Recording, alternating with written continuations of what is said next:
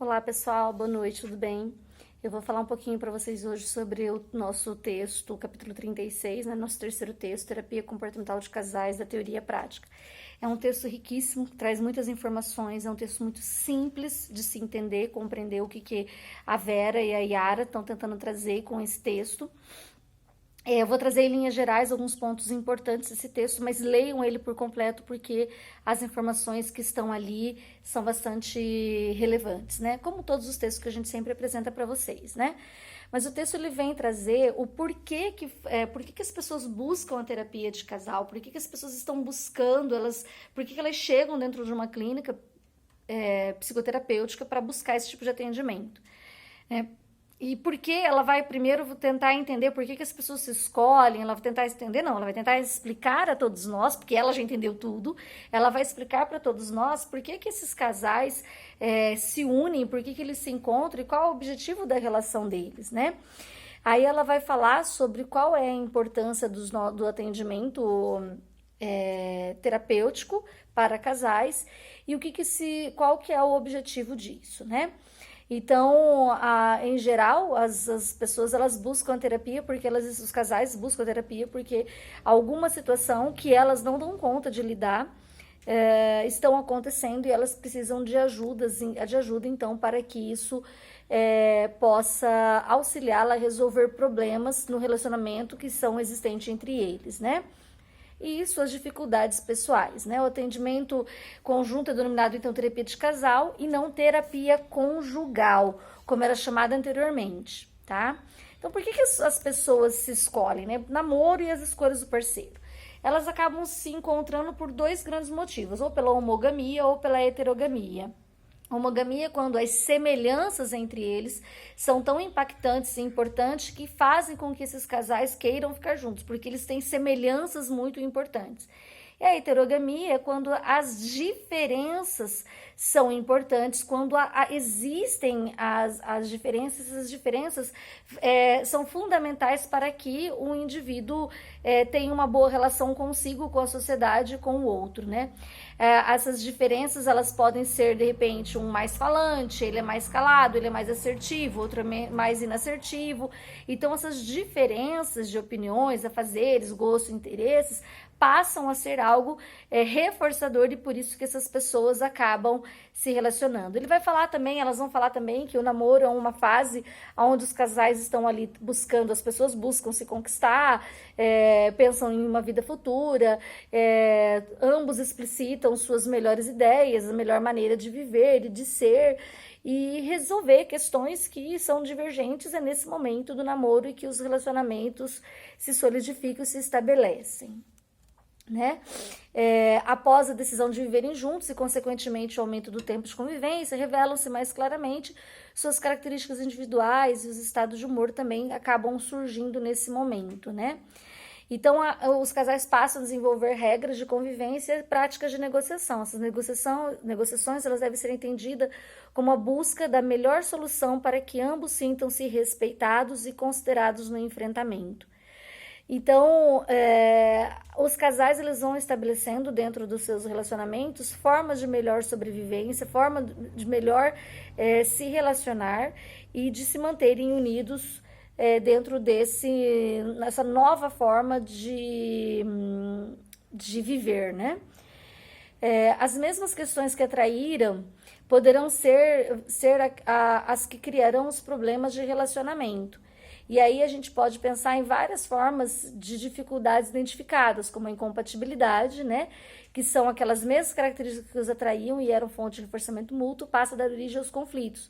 E, portanto, tornam-se fontes de punição e de acesso à frustração, à decepção, mágoa, raiva e arrependimentos e acusações recíprocas, né?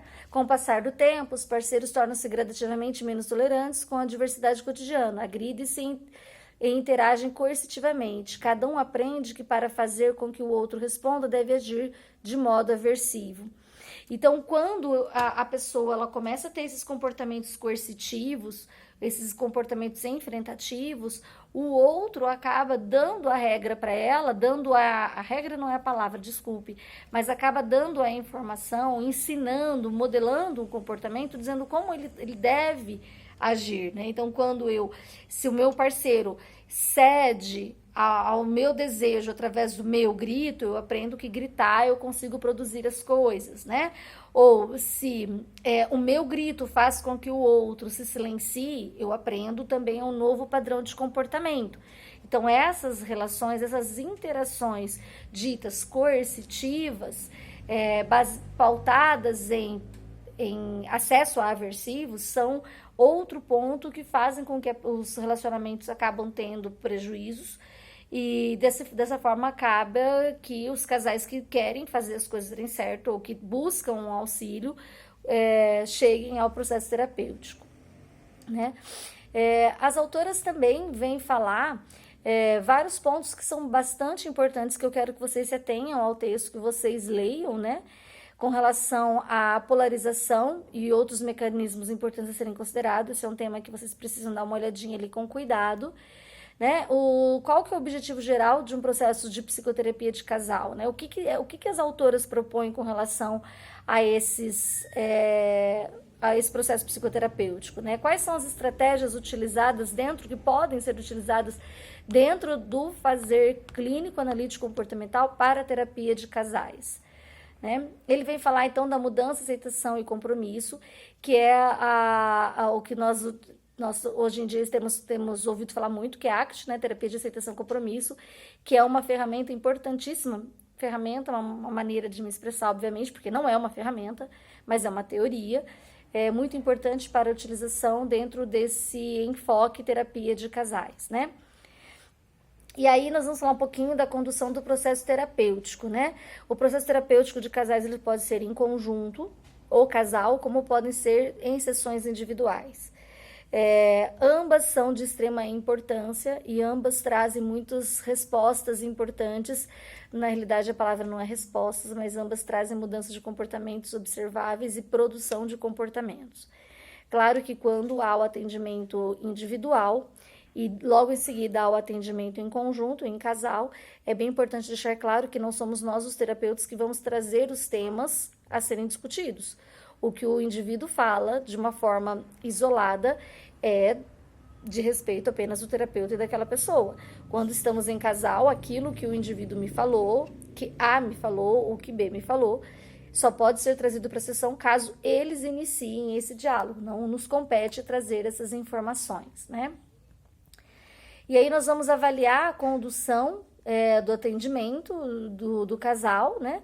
Durante a avaliação terapêutica, nós vamos ter que formular um plano de tratamento, um plano de acompanhamento, estabelecer contrato, estabelecer regras, manter o nosso objetivo do atendimento. O terapeuta de casal ele tem que ter habilidades muito bem definidas e muito bem esclarecidas para que ele consiga transformar o atendimento clínico em algo que realmente venha a acrescentar e a melhorar a relação dele com o outro, mas também com ele mesmo, né?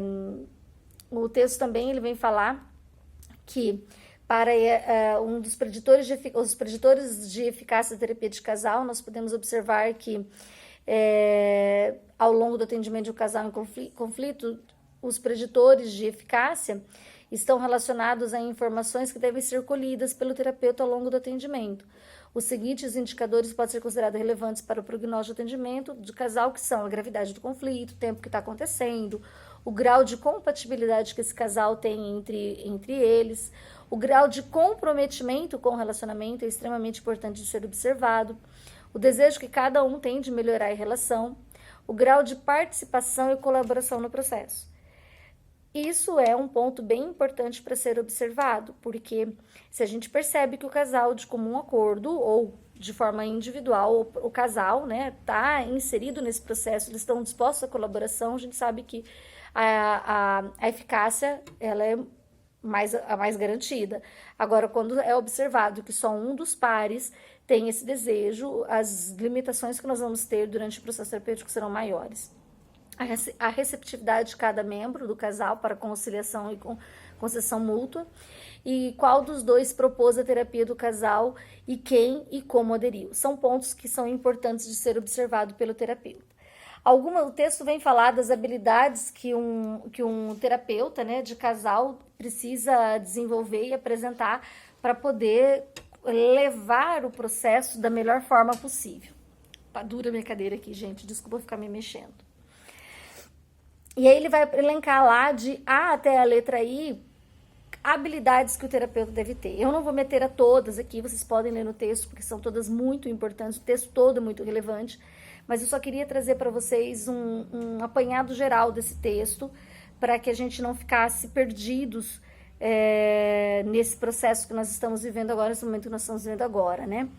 Então, dentre algumas que eu vou falar, né, na prática terapia comportamental integrativa, o terapeuta de casais, ele tem algumas habilidades e seja capaz de... O que ele tem que ser capaz? Tô lendo rápido para a gente poder fazer o vídeo mais compactado.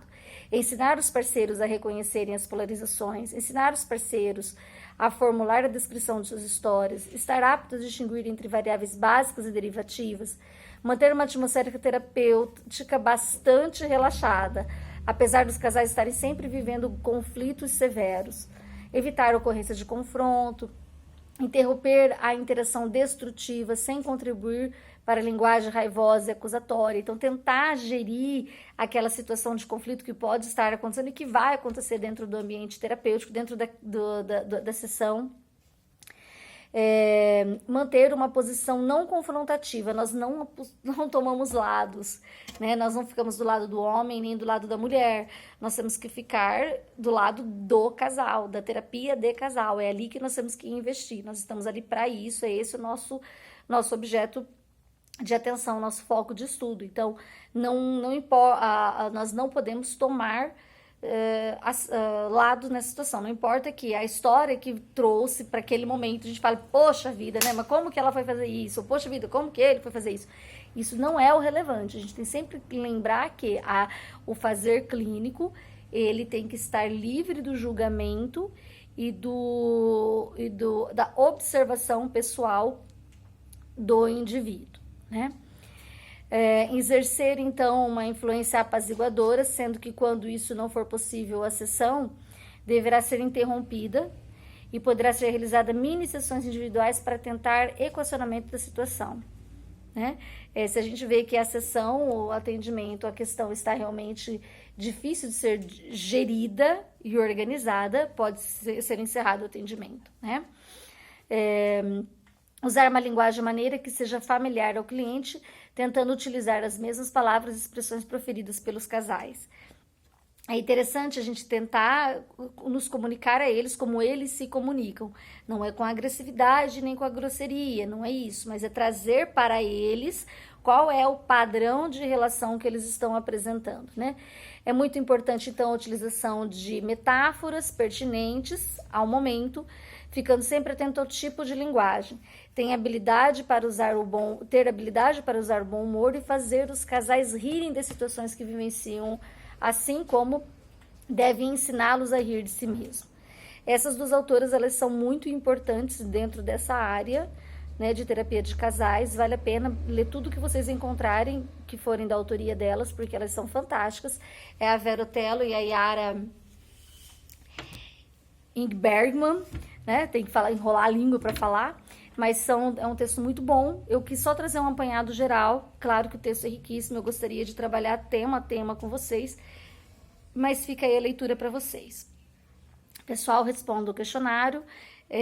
O questionário então, ele vai estar direito à presença de vocês. A formativa vai ser enviada para vocês na semana que vem.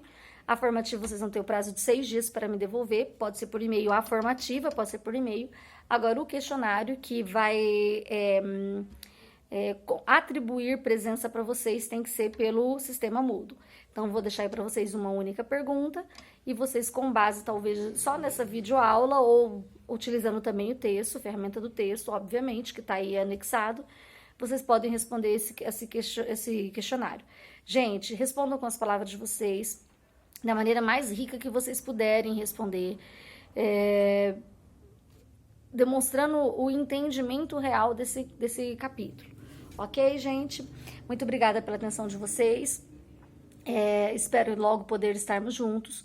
É um momento realmente que a gente precisa passar por isso e nós estamos utilizando as ferramentas necessárias para dirimir todos os prejuízos que esse momento pode nos trazer. Prejuízo no sentido de não estar fisicamente juntos, né? Porque agora é o momento para isso realmente.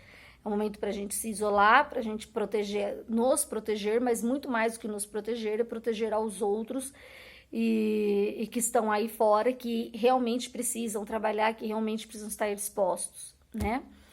Então, boa noite para vocês, um bom descanso, nos vemos na quinta-feira que vem. E tudo que vocês precisarem, é só me chamar, vocês sabem que na medida do possível eu tô sempre respondendo. Um grande beijo a todos e boa noite.